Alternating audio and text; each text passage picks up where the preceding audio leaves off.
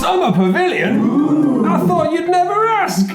On a beautiful summer's day, what could be sweeter than sunny shine? Today we have a very special treat for you. It is Azul Summer Pavilion, the official sequel to 2017's Mosaic Messiah, Azul. Azul 1, I think it's just called Azul. As explained over on our Instagram, we don't believe Azul the Stained Glass of Sintra to be canon, as arguably it's a bit more of an offshoot from the Jolly Rancherverse. And whilst the clickety-clack of those beveled boys proved to be like catnip to the fingers and brains of many gamers, how long could it sit atop that shiny throne, particularly when diamonds are forever? Each round you'll be pulling handfuls of lovely bits from a lovely bag and setting them onto a number of discs that you will then take it in turns to take tiles from. But you can only take one colour of bits, with the remainder unceremoniously shunted into the cursed Azul bin that sits in the middle. So far, so Azul. But you think you know it all, don't you, you little clever clogs? Well, it's time for you to get as-schooled. Firstly, you no longer just take one colour for one of these little plates. You take one colour and then one of the bonus colour tiles, depending on what round of the game it is. And you no longer place these as you pick them up. You wait until everything has been taken from all of these discs in the central evil bin area, and then you just, at your own leisure, work out how you want to spend all of these lovely diamonds to fill in your beautiful board. You could spend one red tile here to fill in that space, or two red tiles here to fill in that one. Or you could spend all three red tiles and just fill in that 3 segment there. Just like in Azul, it pays to fill up using adjacent spaces, because that way you get more points. But wait, there's loads more going on here too. Surround this window with pieces and you can take a free piece from this central flower of plastic possibilities. Surround a statue and you can take 2. Block out an external window, stopping the citizens of Azul from escaping their prison, and you can immediately take a whopping 3 pieces from the middle, which you can then use to fill more spaces to surround more things to get more pieces. Ooh, combos. Finally, we've got this mysterious central section in which you don't use one colour to fill them in. In fact, you have to use a variety of different ones, one of each type. So we could use a green, an orange, and a yellow, and then put one of them in the 3 slot and put the other ones in the bin. But the bonus pieces of that round are wild, meaning they can be used as any colour to fill in one of the coloured slots or one of the rainbow slots, the central things, and that is Azul Wang. Rotate the... Ooh, I've just noticed there are some strange indentations around the edge of the board. What could have ancient civilizations have possibly used these for? Well, we've got some exciting news for you. At the end of a round in Azul Summer Pavilion, you can keep up to 4 pieces in these little divots, perfectly slotting in, rather than having to lose them and lose points, which is great. Gives you a little bit more wiggle room if you have a round that doesn't quite work out. But better than that, what if you were to say, look at what the bonus is for next round and go, oh, it's going to be oranges, and then just fill up these 4 slots with oranges. Now you're painting with orange. This phrase. Finally, I'm afraid I've got some bad news regarding the cursed bin in the middle of Azul's table.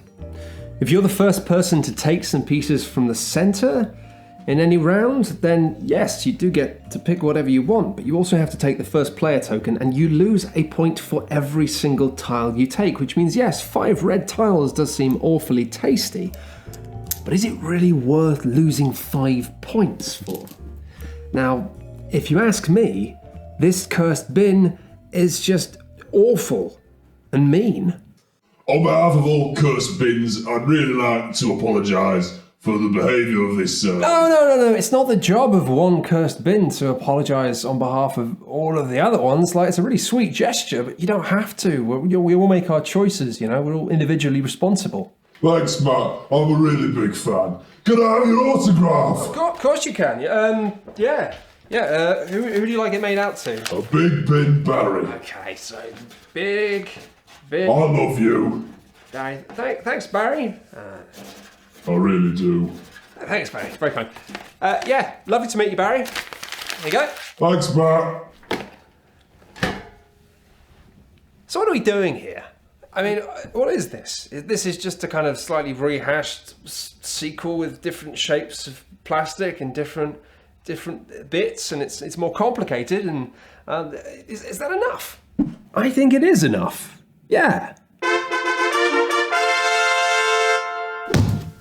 I mean, think of it this way. It's kind of odd. There are now 3 Azul games, all a bit similar, all very Azully. Do you need more than one of them? Probably not, no. But here's the thing.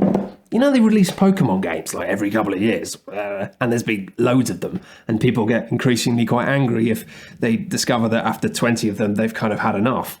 Well, you don't have to have all of them. You'd have to play all of them. You could just have 1 or 2, or maybe just one that you always think of as being your one. My Pokemon was Pokemon Red. Although I dabbled in Sapphire and Blue and X and Y, but that's another story from that time. My Pokemon was Red.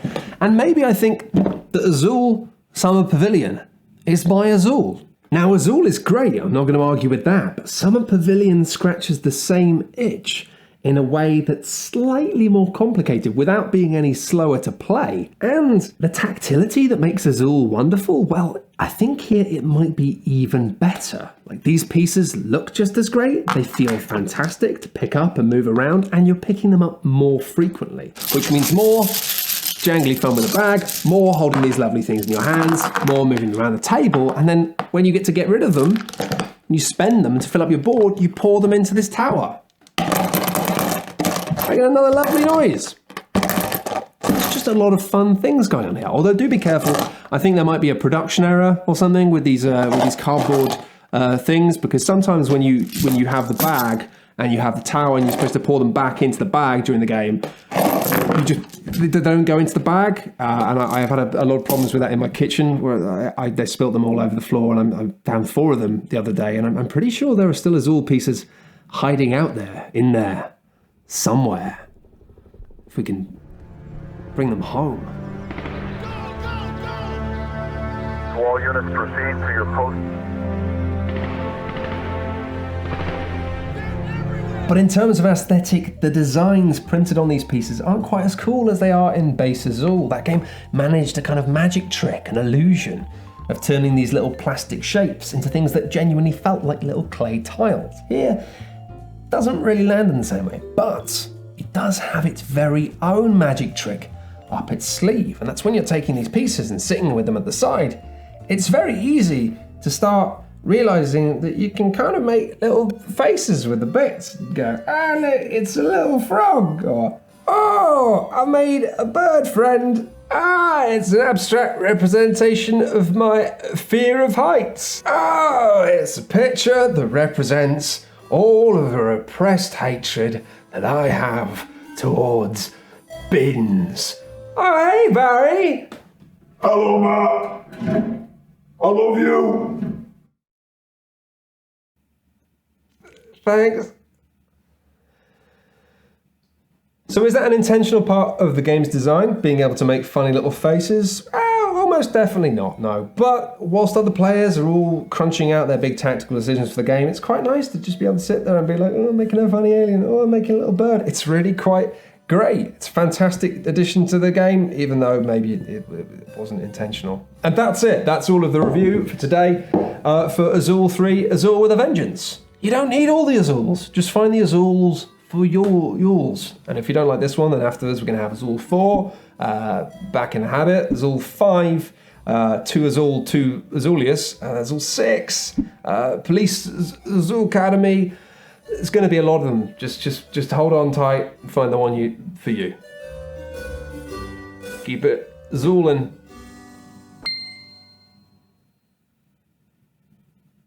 Hey, Hello again, it's me, Big Bin Barry. I just wanted to say once again, apologies for all of the bad things that Cursed Bins have done. Their crimes are unforgivable. Also, just wanted to say, Matt works really hard on all these video contents on the YouTube.com, and I just wanted to say, give him a like and a subscribe. That's all.